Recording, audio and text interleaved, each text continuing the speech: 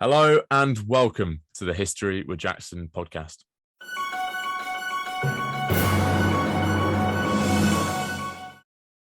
So, hi guys. Today we have Joshua Proven here on the History of Jackson podcast to talk about his book, Wild East, the British in Japan, 1854 to 1868. How you doing, Josh? Thank you very much for coming on the podcast. I'm really looking forward to chatting about your book with you.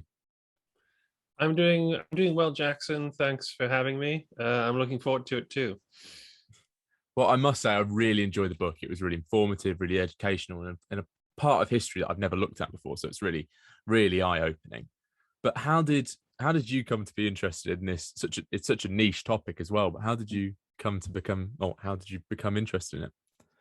Well, I'm sort of known as one of the kings of niche subjects online, but the question for me was always what was going on in Japan as regards the British Empire in the 19th century, and that Japan was the only nation in Asia to form part of the League of Nations, that then fought as allies to the British in the First World War. I thought, I was thinking about this, how in essence did Japan, therefore, given all these things, avoid the colonial sort of domination that was suffered by China and other nations in the East? And so that's sort of the seed, the germ that sparked my interest in trying to find out what was going on.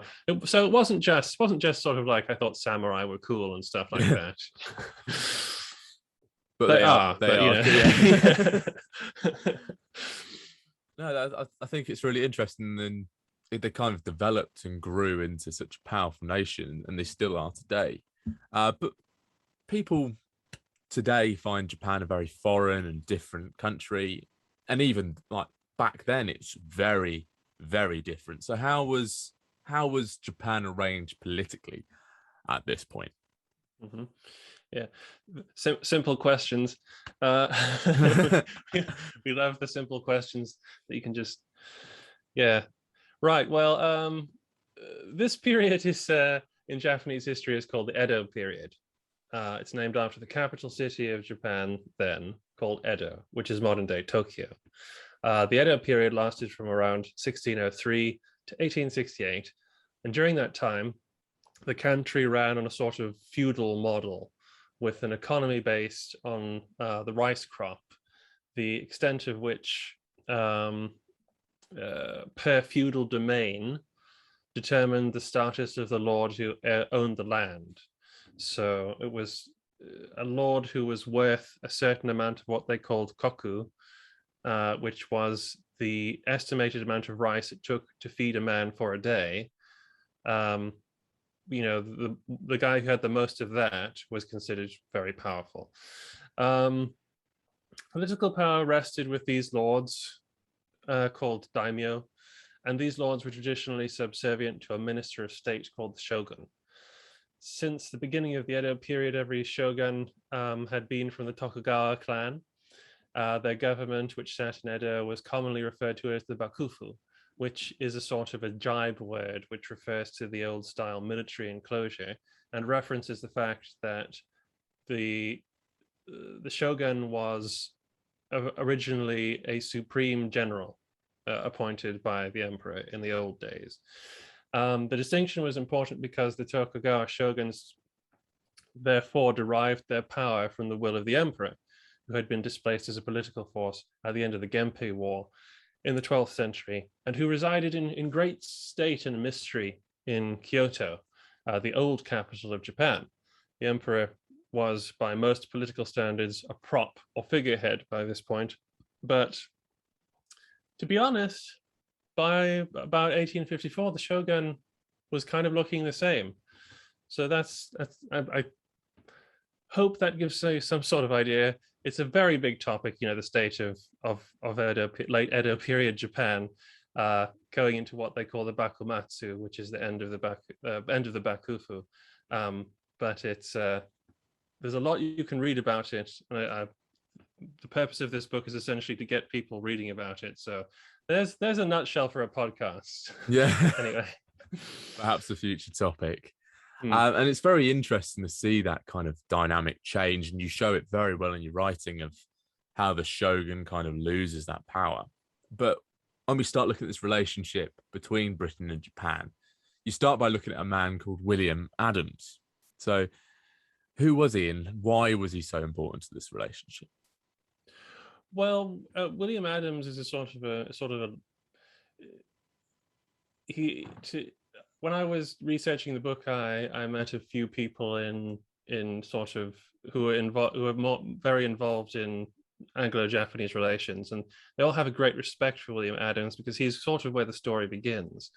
He was a shipwrecked English sailor who washed up in the 17th century and was detained as an intruder because for the entire Edo period, Japan was isolationist and kept only a token diplomatic relationship with its neighbors and foreign powers. This was a policy that was called sakoku, the closed stance, the closed country.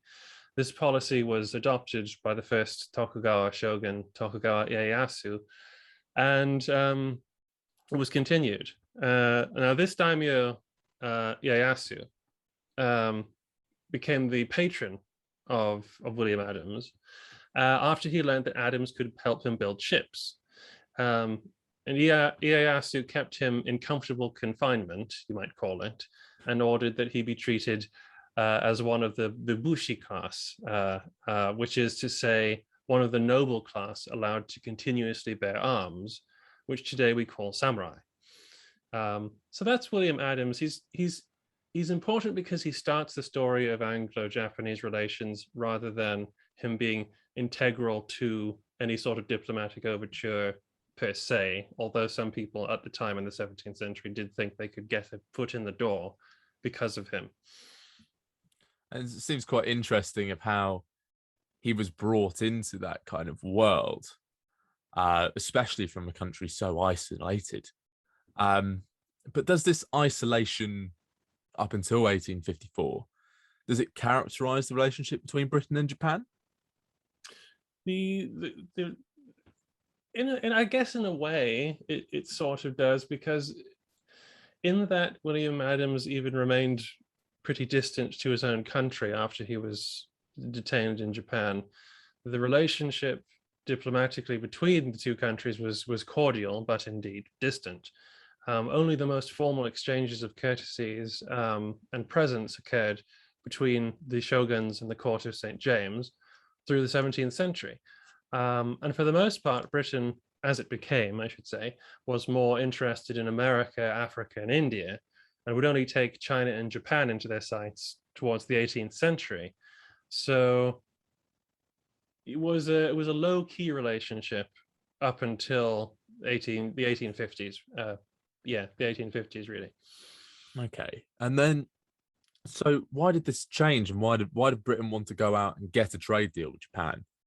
Because it seems quite different to go from cordial distance relationships to suddenly, well, what can we get from you? Yeah, well, I mean, in a way, that's sort of the British imperialist sort of attitude to a lot of countries that they didn't have a great interest in to begin with. But to begin with, the British interest in Japan was driven by the need to not get locked out of an emerging market by the Americans, who forced a commercial treaty through with the Japanese in 1853. That's the Perry Expedition. Through the early 19th century, British merchants had been sensing an opportunity in Japan through illegal trading carried out on the verges of the Satsuma domain in southern Japan. But at the beginning, there wasn't much to go on except what the Dutch had written about. So commercially speaking, the British weren't hugely interested at all, but they and everyone else in the game was interested in their own maritime endeavors, such as whaling and safe harbor for safe harbors on the other side of the Pacific. And this was a direct goal for the Americans, who also wanted a port of call for refueling for their ships heading to Southeast Asia and the Arabian Gulf from San Francisco, which was in itself a new boom town that opened up after the gold rush. So the British had ideas about this too for their own ships, because there were a lot of whalers and sailors who legitimately kept washing up in Japan and just getting held there because of the Sakoku laws. But it was always a really big finagling problem to get them out again. Although some of them, like William Adams and another guy, it's incredibly called Ronald McDonald or something like that, Oh. who ended up becoming quite famous as a foreigner living in Japan. But yeah, so the initial desire for a commercial treaty was firstly mostly to do with the geopolitical race for new markets in East Asia and competing with the other Western trading powers, I think. Okay. And firstly, I think Ronald McDonald in Japan is an absolutely fantastic idea. But there seems to be, the way you described Japan just then, there seems to be a lot of contemporary comparisons between what Japan was like and what China is like. So why are these comparisons being made? Well, as far as Western understanding went, which can be broadly summed up at a popular level as Dutch works out of Deshima in the Bay of Nagasaki and the writings of Marco Polo, etc., China was poorly understood in Japan, even less so. Yet most involved in the China and Japanese trade understood that both nations were historically and culturally connected in some way. So a lot of the comparisons were simply being made so as to be able to begin building a hat rack that you could one day hang said hat on, to give people a reference point. It was almost impossible for people to resist comparing the two countries, to be honest, once they had gotten into China and then moved over to Japan. Directly speaking, this was because, simply put, British merchants and diplomats first encountered the Chinese, the ports in Shanghai, Hong Kong, stuff like that. And the reviews on TripAdvisor would have been poor. So when some of these guys get to Japan, their instant reaction is to note the similarities and the differences between the two countries. And that's why you get a never-ending roll of diplomats just saying, well, this is different to Japan, this is different to China, they do things differently like this, etc., etc., etc., not to sound too much like The King and I, which is Siam, and that's a whole other different. Yeah. And it's interesting seeing those diplomats try and make those comparisons when sometimes they can't. But a lot of these diplomats, they have to be there, they have to be experiencing it. So how do these contemporaries describe life in Japan at this point? Some of them do it very well, and some of them are a little bit more sketchy. Some are very sort of what would be the word, responsible and cautious about what they say, knowing that they are probably making mistakes as they write, and others are just sort of giving flat, this is what I saw with my own eyes sort of thing. And some of them actually will go and build on that and sort of build castles in the sky. The first mission to Japan, officially speaking, was led by Lord Elgin directly after the Opium War in China. This mission would be very important in garnering interest in the country for British diplomats and traders. Now, his assistant was a guy named Lawrence Oliphant, and he left a very interesting account of the trip, in which he paints Japan as a sort of real-life fairyland. And it has to be said, most British visitors would report the same idyllic, lost world that they felt the West had sacrificed to the Industrial Revolution. And so, yeah, you get this sort of parameter where at one pole you have people, say, like Sir Rutherford Alcock, who tries to give a very detailed description of everything he saw, from politics to buildings to people to customs, which he didn't properly understand, and admitting that he was probably making mistakes. Very, very in-depth and accurate writers like Ernest Satow. And then you get sort of more like soldiers and traders and stuff who just sort of jot down their observances and stuff like that. So there is a range, but overall, a lot. It's really quite positive in terms of of contemporary British writing back home about Japan. Okay, because it seems very romantic the Mm, way that they painted it out, and I did enjoy reading the way that you described that these people were what they were seeing, how they were reacting to things, and I really quite liked, like you said, that it was that idyllic relationship, the lost world. But romanticism's kind of with rose tinted glasses, really. Was their lives dangerous? You know, there's a large number of samurai in Japan. There's all these different political relationships that they wouldn't have been aware of. So was life dangerous for these foreigners in Japan? mm. Uh, the simple answer is yes, and that's reflected in the title of the book. I named it Wild East partly on the suggestion of the publisher, and partly because in my head I was thinking as I was reading these accounts, there's a lot of the Wild West in this. Anything can happen on a particular day because these people don't know what is going on around them. So it could definitely be dangerous. The coming of the Europeans and the way they did with flotillas of warships and stuff ushered in a unprecedented interaction of the nobility in day-to-day politics in Japan, for a start. And that meant factions were rising and splitting opinion as to whether to lock the country back down again and fight for Japanese sovereignty, or play the long game and strengthen the country before striking. Many samurai from the closed party, the Sakoku party, would take great delight in cutting up a European if he got the chance.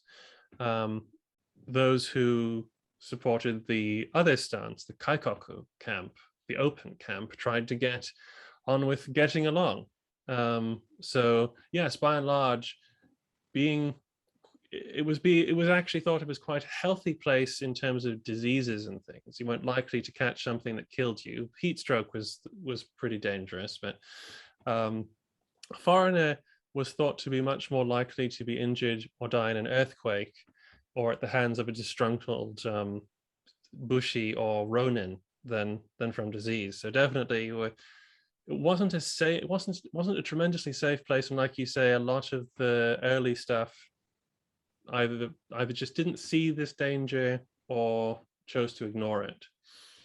And was it different for the Dutch, the English, and the Americans, or was it just a whole catch-all approach, that danger?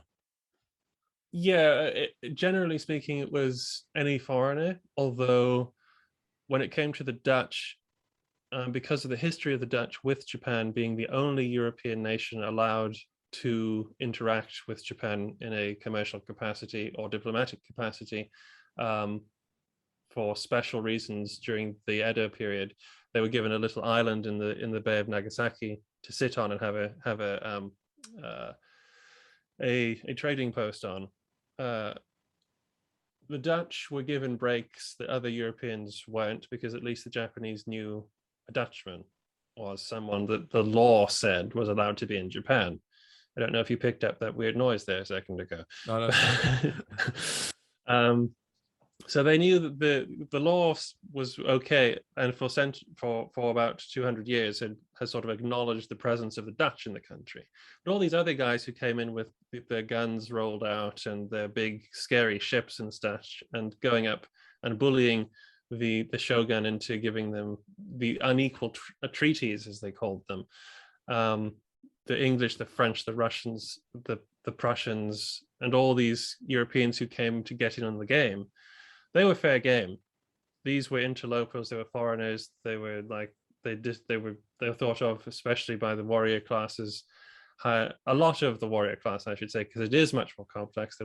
Not all samurai were like regressive, dullards who just wanted to kill people. But yeah, by and large,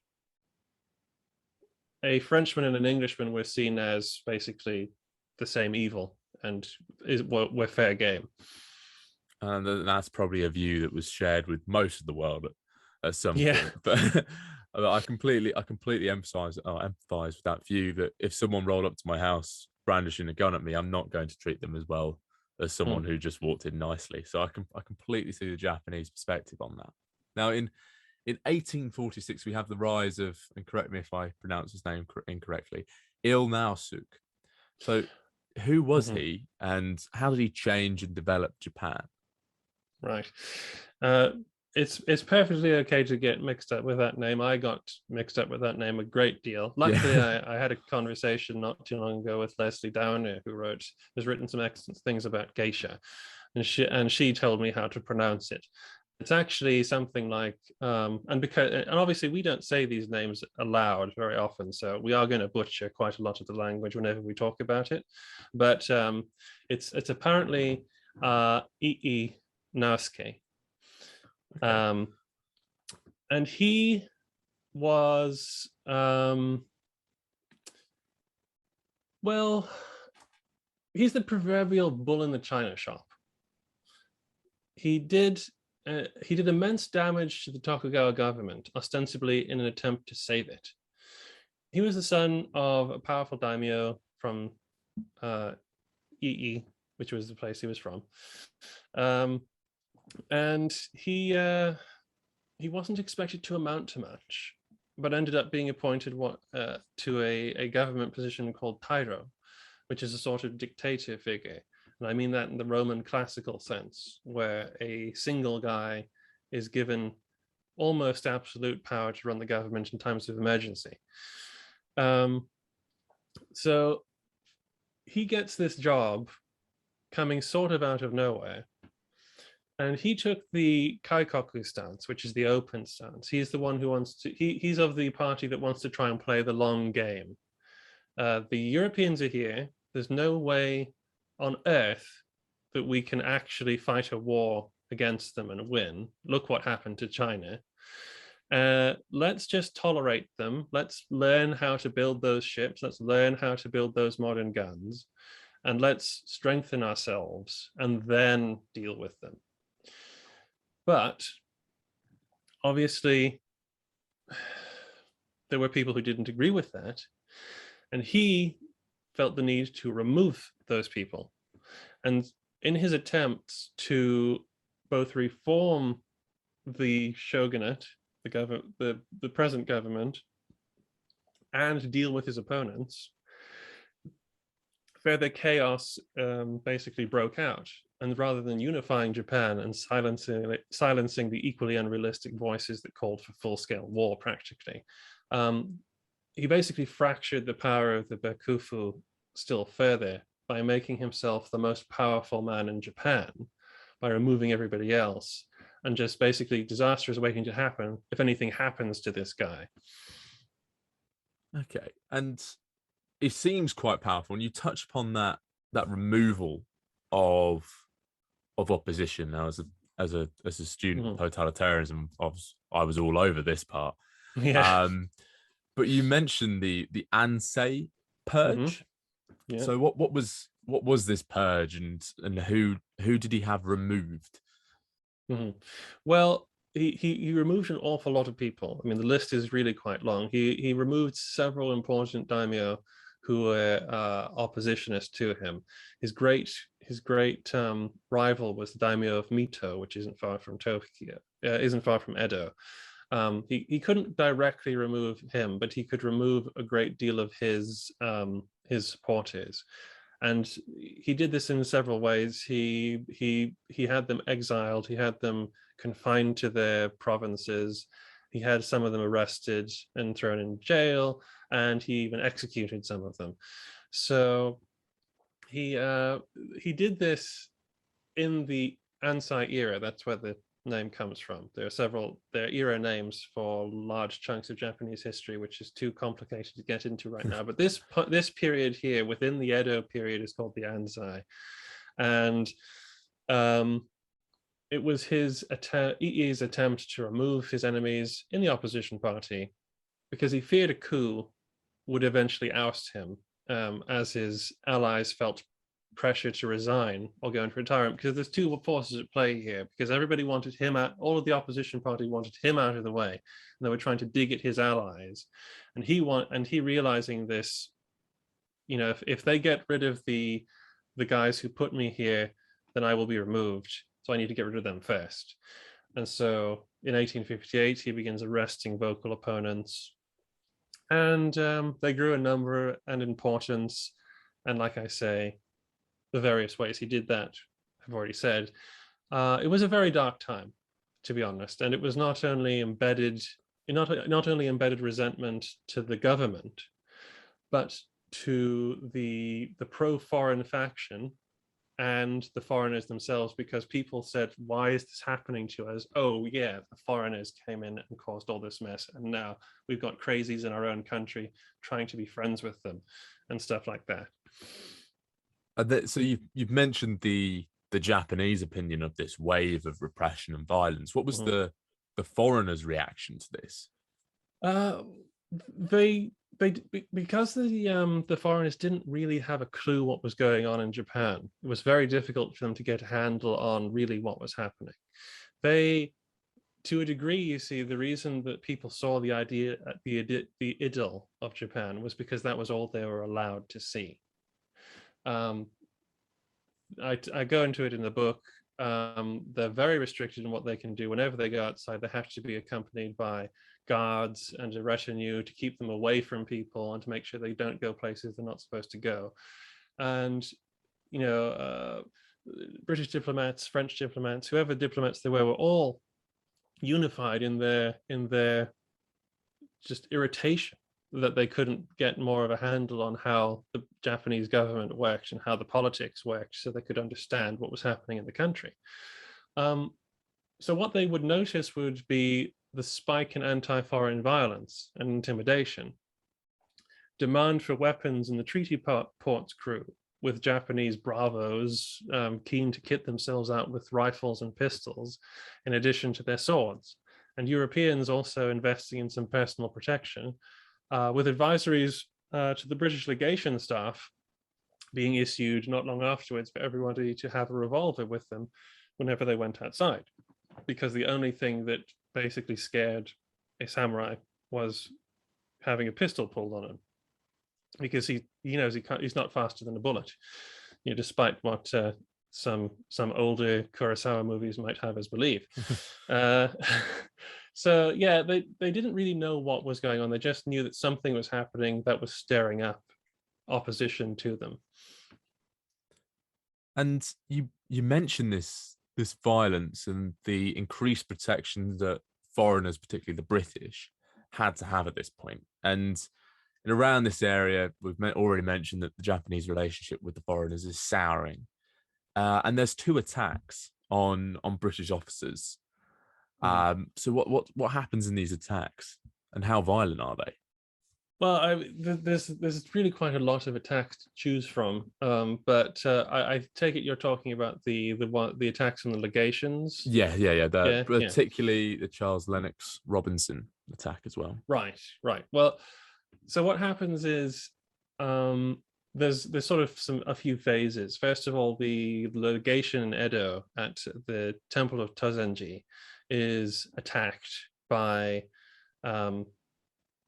mysterious people. They're not ninjas, but they're unofficial servants of, some people say, the daimyo of Mito. Basically, high ups in the anti-foreign party have allowed their retainers to go and attack them, basically. And people are killed, guards are killed, the legation is broken into, everybody is very scared. Lawrence Oliphant is badly wounded in one of these attacks. And the Lennox Richardson attack is sort of a direct consequence of the violence that occurs in Edo, because the violence in Edo and the inability of the shogun to adequately protect the European legations forces most of them to leave, and they go down the coast a couple of miles to Yokohama, which is one of the new ports which the unequal treaties has gifted to the foreigners. This is actually going to become a major center of trade and diplomacy in the coming years. But they go down to Yokohama, and this becomes a place where all the Europeans go. Richardson was a trader from China. He'd made a lot of money. He was kind of on a holiday on his way back to Britain, and he's on the road. I think it's 1863 or maybe 1862. Whatever. He's on the road, and he and his part and a small party get attacked, and he is killed. The other two are wounded, and the lady accompanying them is badly frightened.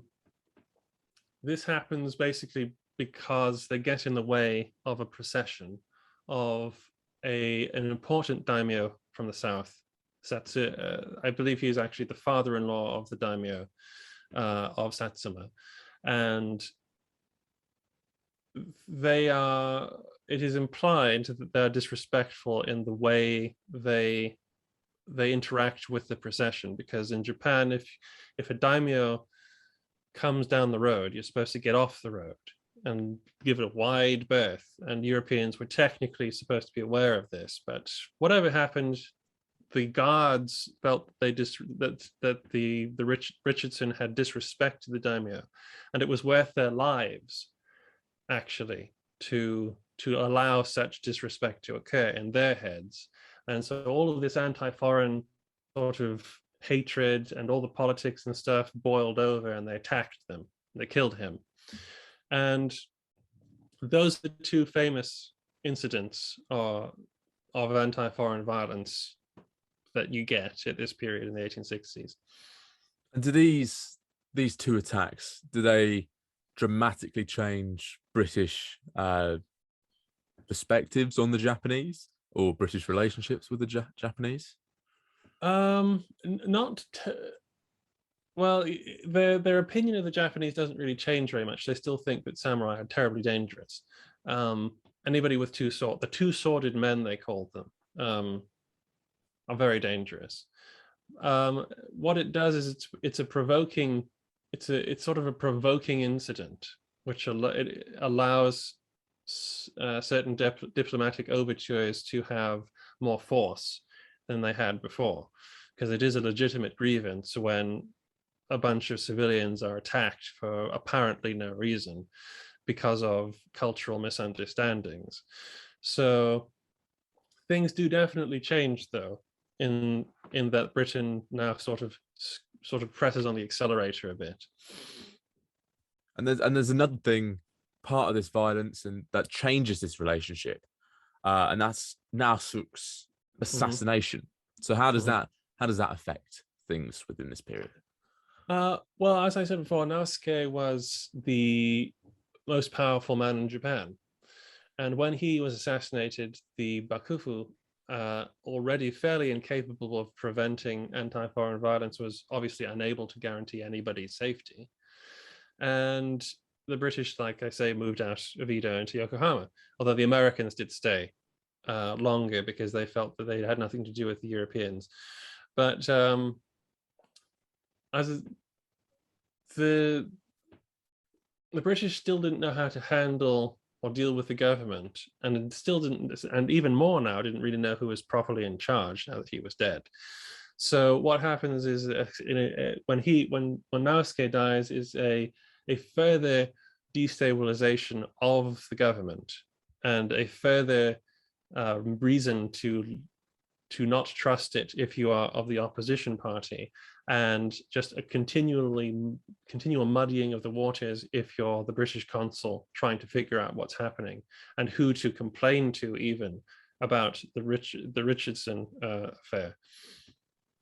And who eventually stepped into this void? Well, in terms of the Bakufu, yeah, and the void of Naosuke as well. Right. Well, they didn't re-elect a Tairo or anything like that. That idea died with him, and instead, what you get is a succession of leaders of the cabinet, you might call it, which was called the Roju, and there's just a succession of them basically that run down, trying to do the will of the shogun, and there are several shoguns in this period who all are either ill, die, very young, mentally incapable, stuff like that, until you get to the very last one, and there's a lot of power plays in between that of people trying to secure the succession of the shogun. Indeed, Naosuke himself overstepped his his parameters greatly when he tried to meddle with the succession of the shogun. And so, to be honest, nobody properly fills it. You get the cabinet trying to fill it, this vacuum of power, but nobody properly does. And this is another big reason why the shogunate is basically now just tripping and tumbling down a hill and can't stop itself. And I can completely see why the British found that so difficult to navigate, especially if it's all happening behind closed doors and you don't know what's going on. And that must be a very difficult situation, particularly for the foreigners living there. So was that a different experience for them at this point than it was previously, or was it still the same attitude toward the Japanese and the same relationship with the Japanese? Well, this sort of takes place over almost the entire kind of period from around 1862 to 68. No, 60. Oh, we'll say 66. We'll say, and yeah, it's the British operate under a sort of a constant attempt to try and figure out how to get leverage with the Japanese to get what they want, and so, for instance, they would use the violence against them as capital in order to sort of at least make a show of having some teeth. Nothing particularly changed in terms of the official British line towards the government. They didn't try and become kingmakers or anything like that, or choose somebody, because they just didn't know who to choose. Basically, they wouldn't have had a clue who to back at this point if a civil war broke out.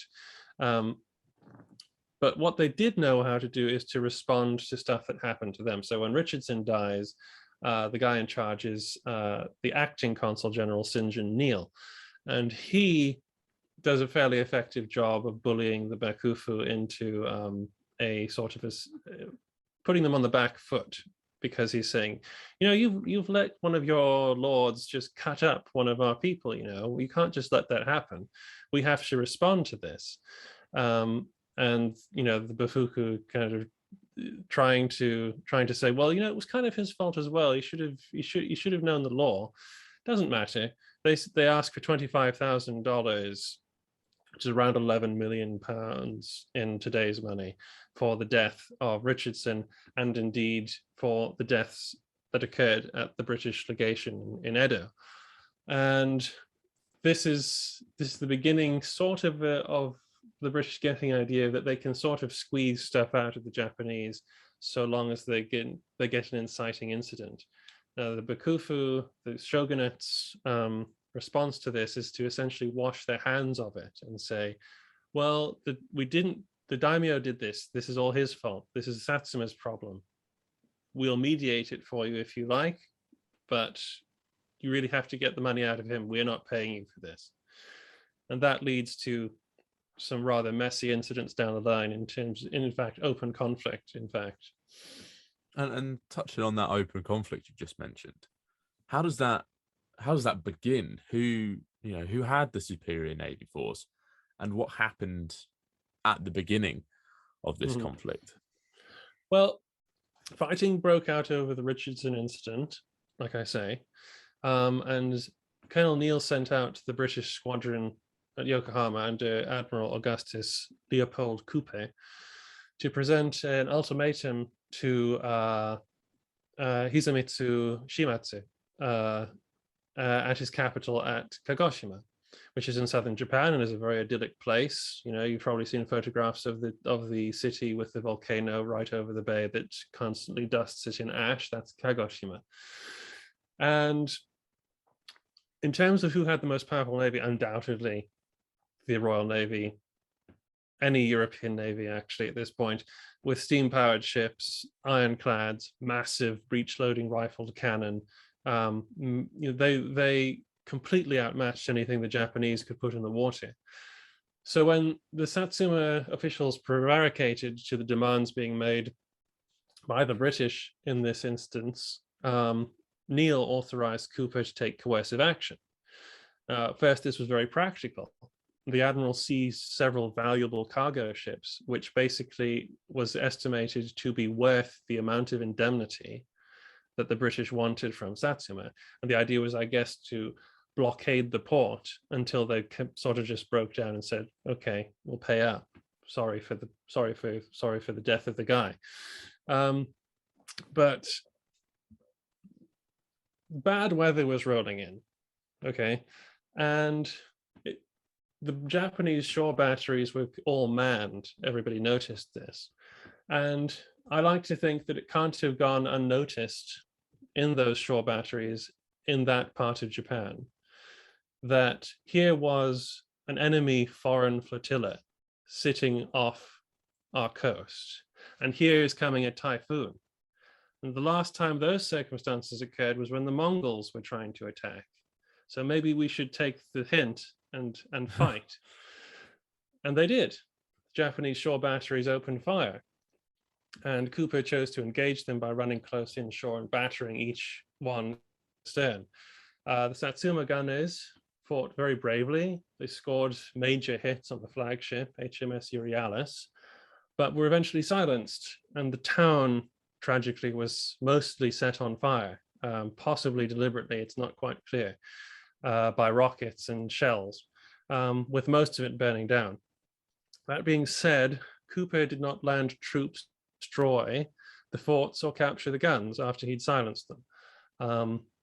Interestingly as well, one of the gunners was a young guy called Togo Heiichiro, Nelson of the East, and defeat the Russians at the Battle of Tsushima. So you have, this is the first engagement of open conflict. It's called the Anglo-Satsuma War. It's also, I believe, the only engagement of the Anglo-Satsuma War. Both sides sort of going at it hammer and tongs in this little stretch of water during a typhoon. And it results in a British victory. Well, the results are somewhat vague, to be honest. Not least because the British sailed away without really doing anything except burning part of the town down. And the Japanese happened to be shooting at them as they went out of the harbor, so it looked as if they were running away. Also, the British had scuttled those valuable cargo ships that they had captured earlier in the day, which had incited the Japanese batteries to open fire. So they didn't come away with the objective that they went there to get. And the Japanese could legitimately claim that they had defended Kagoshima and the British had sailed away. But obviously the truth was that the British did silence the battery. So tactically, yes, it's a British victory, but technically as well, the Satsuma could claim of themselves a victory. But victory, really, in the end. The Satsuma guys were hailed as heroes.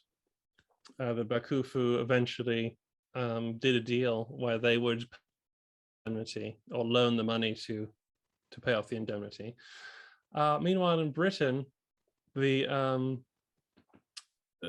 reaction was not so positive, with a wave of criticism coming from the opposition benches in Whitehall for the seemingly unilateral decision to just go and attack part of Japan, made at a consular level, was very disturbing to a lot of people. And also when they found out that so much damage had been done to the town, that was very troubling as well. So that being said, despite the censuring tone, very little was done in terms of punishment, and it was just sort of, and time moved on. So there's no easy answer as to who won the Battle of Kagoshima. There seems to be a lot of contemporary comparisons, like we said earlier, between Japan and China.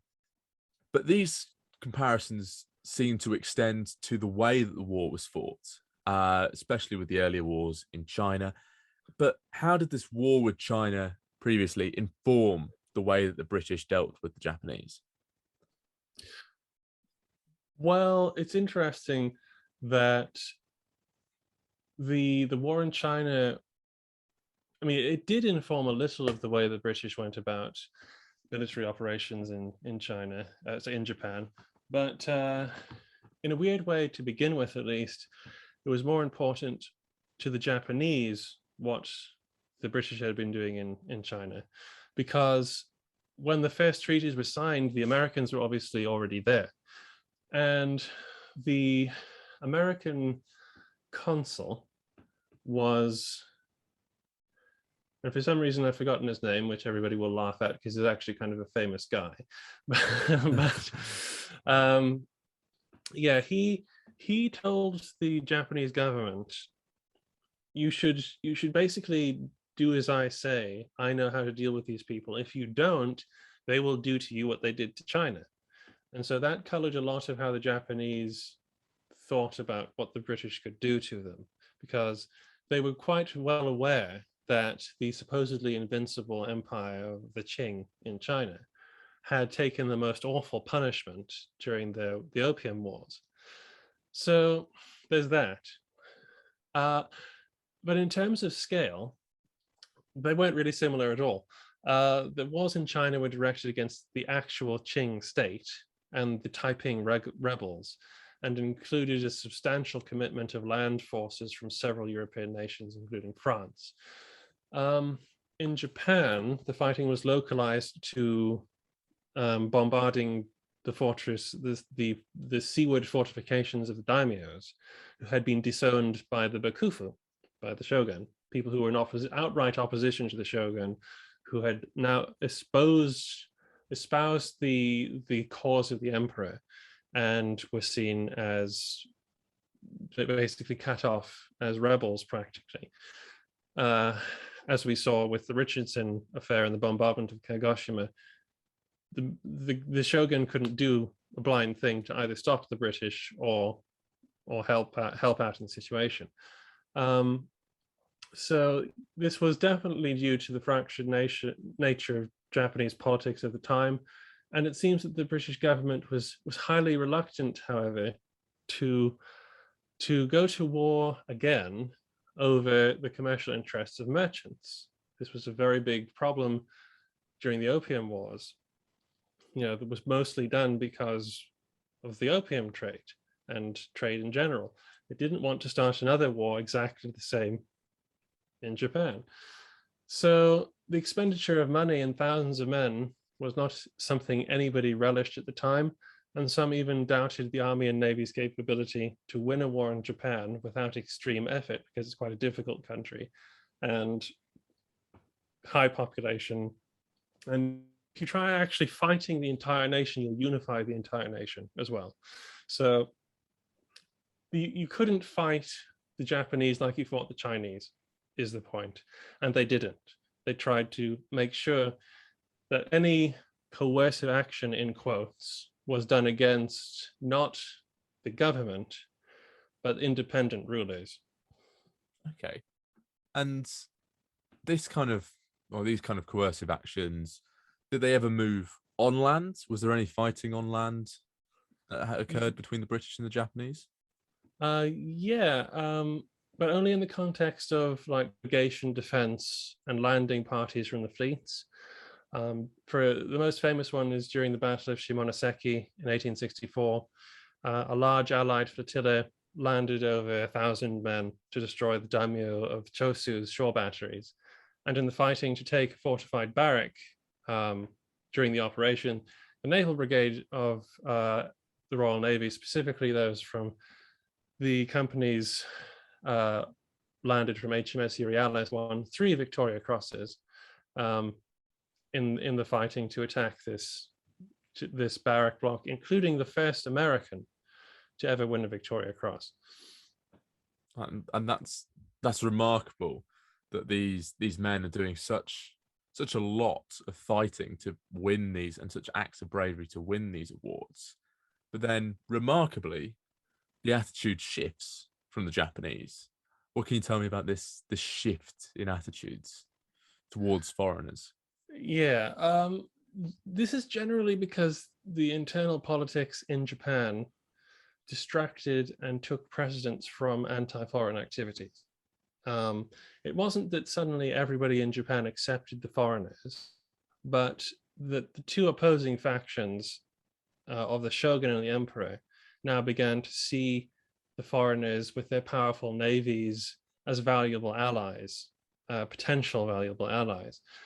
Much of this sea change for the British came because of the activities of some rather dodgy merchants who were running guns to the pro-imperial daimyos, who were paying eye-watering sums of money for ships, cannons, rifles, and ammunition. And one of these guys particularly persuaded the new consular Broome, Sir Harry Parkes, that British interests were better served in Kyoto rather than Edo. And all of this fatefully occurred just before the Boshin War. So it's more or less priorities changed rather than sort of opinion changed. Okay, all right, because it seemed very odd to me reading just to see those attitudes suddenly soften, particularly after very brutal fighting and warships just sitting on your coastline. It is kind of funny that the two domains that became most pro-foreign were actually the ones that got attacked and bombarded by the British. It's Satsuma and Chosu became the most powerful domains in the imperial faction, and were quite happy to bury the hatchet with the British. Well, I suppose you would be after suffering the amount of damage that they had. And then Japan suddenly becomes engaged in this civil war. What was this civil war over? And then how was it resolved? Again, something of a difficult question to answer because it's actually a big subject. You could do a whole podcast about the Boshin War. I wouldn't necessarily recommend doing it with me, but no, that's a joke. So yeah, in simplistic terms, I guess you could say that many daimyo had lost faith in the shogun during the foreign intervention, and now thought that a restoration of the emperor as head of state was preferable to the crumbling edifice of the shogun's cabinet. If you want to roll it back even further, you can see people losing faith in the shogun as far back as the 1840s, when laws about printing foreign material were relaxed, and a sort of a renaissance in publishing occurred in Japan, and people and a great tome of history was written that made the argument that historically the shogun was a servant of the emperor. Let's all remember that he took power in a coup, basically, back in the 12th century, and the shoguns never gave power back to the emperor. But right now, because that's definitely an undercurrent running all the way through to now. In 1867, the last shogun, Tokugawa Yoshinobu, decided that he himself needed to abdicate and hand power back to the emperor because he'd failed to reform the shogunate in a way that could make it work and go ahead, and he didn't want anything to do with it if he couldn't do that. And unfortunately, Tokugawa loyalists objected to Yoshinobu then being sidelined from a leadership position, or rather the Tokugawa clan being sidelined from any sort of leadership position by the imperialist daimyos. And fighting broke out between the imperial and shogunal factions in 1868, when loyalist forces tried to advance on Kyoto from Osaka in the Battle of Toba Fushimi, which saw the imperialists driven back to Osaka, and then Edo fell in the spring of that year. And critically, as we've seen, the Europeans had chosen sides, but they had remained neutral. though privately the British had backed the imperialists, and the French indirectly supported the shogun, sending officers to train his army. That's actually the Last Samurai's kind of thing there. He should actually be French. Tom Cruise should be French. So the end result being that the emperor was restored and the shogunate forever ended. But honestly, the Boshin War, its causes and its results, is actually a massive subject that we can't easily do justice to right now. Though I have tried, in my bumbling way.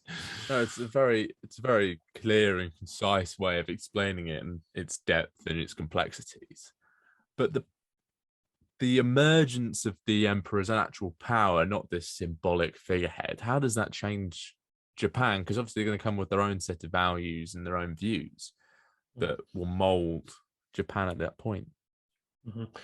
Well, first off, let's address two things to keep in mind for the audience who are still with us and haven't logged off. Don't do yourself a disservice. First, the idea that the Bakufu shogunate was a dinosaur intent on resisting modernization is pretty unsatisfactory. There's no evidence to suggest that if the shogunate had been allowed to remain, that Japan would have reversed its course in some way. It's more complicated than that, because it shows just as much appetite to modernize as the imperial faction. It likely wouldn't have done so at the expense of so much traditional Japanese culture. Secondly, let's not fall into the trap of thinking that the Boshin War and the Meiji Restoration was a popular revolution. It was a revolution of the noble classes, much like the American Revolution, actually, which was led and directed by wealthy upper-class landowners who didn't like the way things were being run. It's the same in Japan. And the changes that come in under the restored Emperor Meiji essentially reorganizes society, but in essence, not a lot changes as well. It's true that the traditional idea of a warrior elite is done away with in favor of a European monarchic and aristocratic model, but it's essentially swapping one system for another. This and many other modernizations is done at the expense of the old Tokugawa order, which meant that a lot of what we might call old Japan began to disappear. Indeed, later travelers coming to Japan looking for Oliphant's fairyland of the 1850s were hard-pressed to find it as Japan advanced. It advanced so quickly and rapidly that by the 1880s, the Europeans who had helped it industrialize began to use it as a boast to show the benefits of Western civilization on old-fashioned countries. This knack for progress, however, began to look increasingly troubling as the 20th century began, and Japan began to flex its newfound industrial muscles over Eastern Asia. Okay, and we see this development, we see this change happening within Japan and particularly within its sphere of influence. But how does its relationship with the West, particularly Britain, change with this new model and this industrialization? Well, the Meiji Emperor was very firm in the idea that he wanted European interaction in Japan going forwards. Now, the British had chosen the winning side in the Civil War, and this got them into the room where it happens, so to speak, to use a Hamilton reference. Emperor Meiji, he like I say, was very keen to be a progressive leader and wanted to impress the Europeans as well as get them helping him to solidify his position by modifying the country to something that they could recognize and they could get on board with. In a way, he kind of wanted them to understand who they were, who the head man was, who they were dealing with. He wanted to sort of banish the misconceptions and just get them to help him restore his restore the empire, basically. And the British were more than happy to lend a hand wherever it was needed to be, unsurprisingly, sending missions to train up the navy, inviting students to come to Britain and to study, and sending out many entrepreneurs and industrialists who made a pretty penny by going out to Japan, building railroads, lighthouses, and ships, all of which helped with the grand plan that the emperor had and his advisors had, and the daimyos of Satsuma and Chosu who had helped him win the Boshin War had. Again, the constitution of the Meiji era and the effects that it had is a massive subject in itself, and all the intricacies of the politics involved and who was doing what and where is a massive thing. But the important thing to remember for our purposes here is that Britain and Japan remained allies from the 1870s basically until the middle of the 20th century, or at least the end of the early 20th century, when Japan even joined the war against Germany, committing troops to the joint Anglo-Japanese siege of German-held Tsingtao in the First World War. And that's a measure of, I think, the relationship that was formed at the Meiji Restoration, and how interested the two nations were at building a solid alliance. And it's a remarkable development from Japan being an isolationist country to not wanting any foreigners in their country to having such a close bond with the British. But one character that I see throughout your book, and I did come to adore through the way that you've written about him, is Sato, and I think we've already mentioned him already in this podcast. Now, can you tell us who Sato was and how important he was throughout this whole period? Oh, gladly, yeah. Sato is a favorite of mine too. You can't not like Ernest Sato and read about this period in Japanese history. He's one of our most important sources for the story of the British in Japan. He's one of the reasons why I realized I could write this book. When I read his book, I realized there's so much more to this story than just the bombardment of Shimonoseki and stuff like that. He went out as a student interpreter and learned to read, write, and speak Japanese. This was, I believe, in the early 1850s, by way of China, because all interpreters had to learn some Chinese before they went to China for some reason that he found quite mystifying, because he said that it really didn't have any practical sort of effect on learning Japanese. It kind of helped in the way that you could learn Latin to theoretically learn Italian, but it wasn't necessary. So he has all those. He has all these lovely little intricate little nuggets of personal thought and observation that just make the picture of the British in Japan really quite rich. And I felt quite lucky that there were so many talented writers and travelers and diplomats who did write about their time in Japan that aided me in writing the book. And Sato was absolutely one of them. By 1865, he was indispensable to the legation and well known in Edo, Osaka, and Kagoshima as the man to talk to if one wanted to approach the British.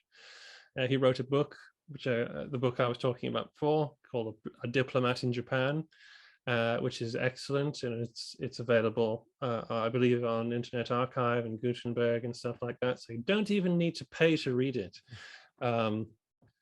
He wrote many exactly. He wrote many things, actually, books and papers on Japan. He founded societies to study Japanese culture and history. He's massively important in the interaction of the two countries, to be honest. And he eventually became the ambassador to Japan in the 1890s. Yeah, he's absolutely amazing. He's great, and you could do a movie about Ernest Sato. And definitely, from some of the tales that you put within your book, you could 100% make a very engaging and entertaining movie about Sato. And he's definitely one of the characters that I came away thinking I need to read more about this man. So Now, final fun question for you, Josh, is we do it for all our guests. You've travelled to many places all over the world, and what are the three craziest places that you personally have been to? Well, I mean, it's sort of a tough one because I tend to stay away from the crazy places. But there are certainly parts of the USA I would call crazy. Uh, I'm thinking that, like, Florida and Texas are pretty unique in that sense. And parts of, actually, in our own country, parts of Scotland and the West Coast, West Country are likewise standouts, I think, to my mind. I'm actually thinking, to be honest, the reason that the Florida sprang to my mind is because it was in Florida. I was, for instance, witness to a police takedown of some guy with a pistol in a car park. Oh, Yeah, the guy was behind. I was in the car. The guy was behind me, like the other rank of cars over, and then I was just sort of on my phone waiting for someone to come out of a shop, and something moved out of the corner of my eye, and it was like two policemen coming forward like it was a cop show with the guns poised and out, and all like crouched down and slowly moving moving past me. I'm like, what do I need to do? The thought flashed in my mind, what do I need to do right now? I think that that's was definitely. that was one of the craziest and most mundane things at the same time I've ever been party to. I think that one definitely will take top prize. Mm. And if our listeners would want to engage with the topic even more, what other books could they read, or things that they can go and listen to or watch to learn more about this period? There is an awful lot you can get into with this period in Japanese history. For a start, there's Ernest Satow's book. I mean, I'd love it if people bought mine. You know, the reason I wrote it was kind of so that you would be able to find these sources. You know, that you could find the stories of it. You'd like yourself that you like Ernest Satow, so you want to read more about him. So Ernest Satow, for a start, is a great start. He wrote A Diplomat in Japan, and it's just full of great stories and sort of insights into this period of Japanese history. There's an awful lot of actually travelers' memoirs and stuff and diplomats' books from the 1850s and 60s, which are equally good, like Lawrence Oliphant, Dr. Rennie, people like that. For overall studies of, say, this time in Japanese history, there's Romulus Hillsborough's Samurai Revolution. That's a pretty good overview of the Japanese side of things. And I'll talk about the Boshin War and politics and the various interesting characters that we all should probably know more about if we're interested in Japanese history. Also, that's quite accessible as well. It's a well-written book. If you want something a bit deeper and more scholarly, and therefore requires quite a great deal of attention, then you want Konrad Totman's The Fall of the Tokugawa Bakufu. And that's a very interesting book. That's got tons of great stuff in it. And it's only confusing because he has no mercy on you in terms of the dating system, which is different in Japan at that time, and he just expects you to do the conversion in your head. So yeah, those books stand out to me, I think. I mean, you should also check out Leslie Downer as well. Leslie Downer wrote the book Geisha, and Madame Sadayako, the geisha who seduced the West. And also she's written some great fiction about this time period, which will, I think, probably give you a nice insight into things if you would like to engage in history from a fictional perspective. You should go with Leslie Downer. I mean, there's also a Japanese author called Ryotaro Shiba who wrote The Last Shogun, which is also very good. Oh, brilliant. And then definitely they should go and look out for it. If they want to go and find the Wild East, where can we find a copy of your book, Josh? Well, the funny thing is I've never actually seen it in a bookstore because it came out during the pandemic. But I assume it's in some bookstores, all good bookstores. Sorry, I'm sure all good bookstores have Wild East. But of course, there is the publisher's website, and the publisher always prefers you to buy from them. It gives me a slightly bigger cut, and it gives them a slightly bigger cut, and cuts out Amazon. Don't have anything against Amazon. Please leave a review. So it's published by Fonthill. So if you go to the Fonthill website and you look for Wild East, you'll find it. Just a quick Google will give you nice options as to where to get it from. You can go to my own website, joshprobin.com, where I have all the books listed and all my appearances, podcast appearances and stuff like that. I don't know where else you could look for. Maybe it's in secondhand bookstores by now. I don't know. And then if our listeners want to talk to you, engage with you more online, where can they find you? Well, I'm the founder and admin of Adventures in Historyland, which is the blog. So Adventures a fantastic blog, might I point out to everyone as well. Thank you very much. The Adventures in Historyland website is, we'll just Google it. There aren't many of them around. You'll find it. And obviously Twitter, Land of History, @Land of History. YouTube, Adventures in Historyland. Basically, if you find me in one place, you'll find me in them all. So just check out those feeds, and I'll be there. I'll say hi. And I'll ensure that those links are available for everyone else in the description as well. So they're just a little bit more easily accessible. Awesome. Thank you very much, Josh. You've been absolutely fantastic today, and it's been great to see your passion and your knowledge. I've learned so much from you already, not just from your book, but just from this extra information for the podcast. So thank you very much for coming. My pleasure. Thank you for having me.